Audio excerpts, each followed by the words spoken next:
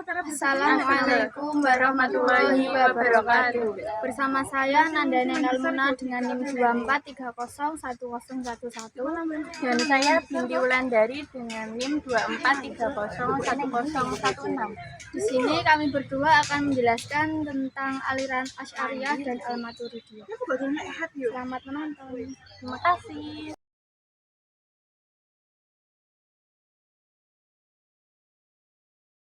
Yang pertama yaitu definisi Ahlussunnah. Ahlussunnah adalah aliran atau paham yang dianut oleh banyak umat Islam di Indonesia. Ahlussunnah yaitu berasal dari kata ahli dan sunnah yang berarti pengikut sunnah. Ahlussunnah berarti orang-orang yang mengikuti sunnah Nabi Muhammad yang berpegang teguh pada praktek yang diajarkan oleh Nabi, termasuk ibadah, etika, dan kehidupan sehari-hari. Mereka yang menempuh perjalanan seperti apa yang ditempuh oleh Rasulullah. Definisi Ahlussunnah ada dua bagian, yaitu secara umum dan secara khusus. Definisi Ahlussunnah secara umum yaitu adalah suatu kelompok atau golongan yang senantiasa komitmen mengikuti sunnah Nabi Muhammad SAW dan thariqah para sahabatnya dalam hal akidah amaliyah fisik dan hakikat akhlak dan tasawuf. Definisi Ahlussunnah secara khusus adalah golongan yang mempunyai i'tiqad atau keyakinan yang searah dengan keyakinan jamaah Asy'ariyah dan Maturidiyah. Paham aliran Ahlussunnah. Paham aliran Ahlussunnah merupakan paham yang dianut oleh mayoritas umat Islam Indonesia. Watak moderasi atau wasatiyah yang dimiliki oleh paham ini baik dalam sistem keyakinan atau akidah, syariah maupun praktik akhlak atau tasawuf sesuai dengan corak kebudayaan masyarakat Indonesia. Paham Ahlussunnah adalah ajaran yang sesuai dengan ajaran Nabi Muhammad SAW dan para sahabatnya. Semua i'tiqad atau keyakinan bersumber dari Al-Quran. Ajaran Nabi Muhammad SAW dan para sahabat, para ulama pun telah menjelaskan paham Ahlussunnah itu di dalam kitab kuning. Paham-paham ini sejatinya memisahkan antara manusia dengan Tuhan dengan berbagai argumen. Ancaman dari dalam komunitas Islam adalah lahirnya paham yang bersumber pada pemikiran dan kontemplasi. Pengaruh pemikiran jelas-jelas meninggalkan dampak berupa lahirnya banyak mazhab, baik dalam kalam, fikih, dan akhlak tasawuf. Masing-masing mazhab memiliki metode berbeda dalam memahami kitab suci Al-Quran dan As-Sunnah. Hidup Asy'ariyah. Beliau adalah Ali bin Ismail atau yang lebih terkenal dengan julukan Abu Musa al-Asy'ari.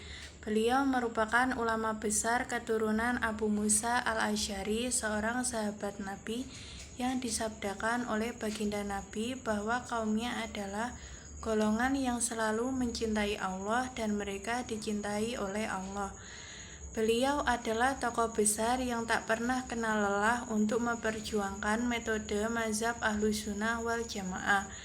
Beliau hidup dalam perjuangan mempertahankan ajaran yang lurus yang diajarkan oleh para sahabat Nabi yang membangun argumentasi di dalam ilmu asas dasar beragama yang sesuai dengan Ahlussunnah. Ia juga menolak atas bantahan orang-orang yang membuat perselisihan dari golongan yang sesat dan membuat bidah. Bahkan dari beliau bahwa ia berkata, terbenak di hatiku beberapa permasalahan dalam ilmu akidah. Beliau pun berdiri untuk menjalankan sholat 2 rakaat dan meminta kepada Allah agar Dia memberikanku petunjuk menuju jalan yang lurus.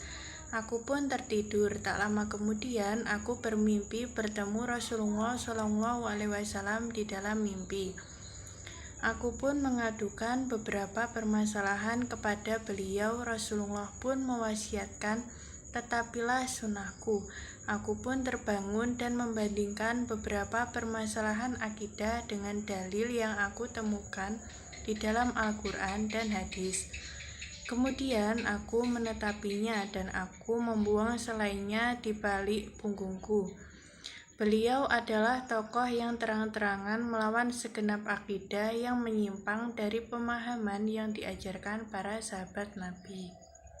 Doktrin teologi Asy'ariyah. Yang pertama ada sifat Allah. Al-Asy'ariyah berpendapat bahwa Allah memiliki sifat-sifat seperti al-ilm, al-qudrah, al-hayah, as-sama, dan al-basar. Namun sifat-sifat tersebut dikatakan la yukayyaf wa la yuhad, yang artinya tanpa diketahui bagaimana cara dan batasnya.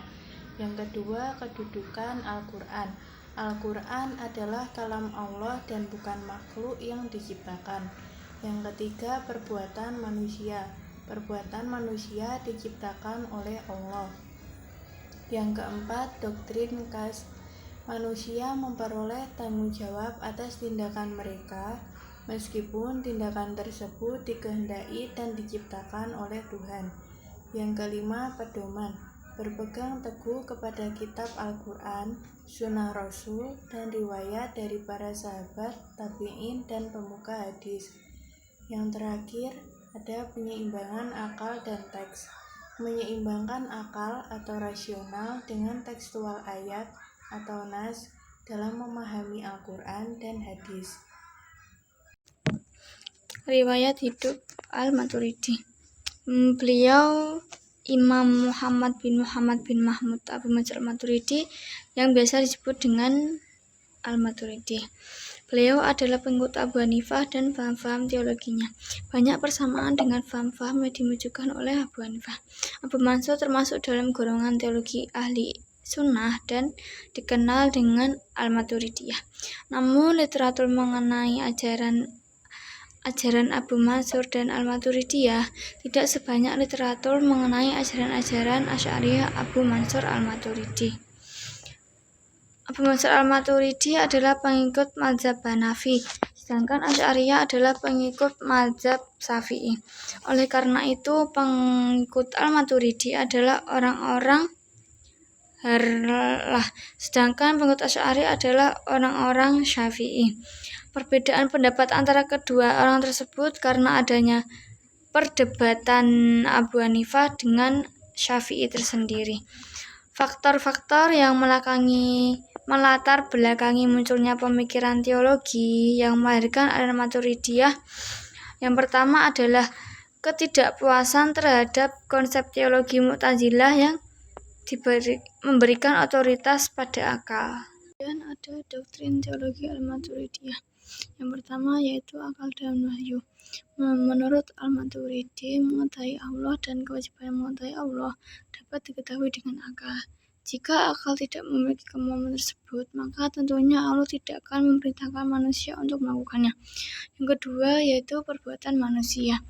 Dalam hal ini, Al-Maturidi mempertemukan antara ikhtiar manusia dengan kudrat Allah sebagai pencipta perbuatan manusia.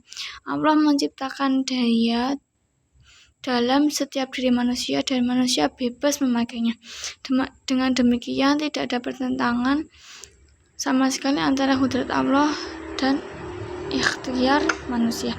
Yang ketiga yaitu kekuasaan kehendak mutlak Tuhan. Al-Maturidi mengatakan bahwa kudrat Tuhan tidak sewenang-wenang, tetapi perbuatan dan kehendaknya itu berlangsung sesuai dengan hikmah dan keadilan yang sudah ditetapkannya. Yang keempat yaitu sifat Tuhan. Al-Maturidi mempunyai makna tentang sifat Tuhan, cenderung mendekati kepada paham Mu'tazilah. Perbedaan antara keduanya terletak pada pengakuan Al-Maturidi tentang adanya sifat-sifat Tuhan, sedangkan Mu'tazilah menolak adanya sifat-sifat Tuhan.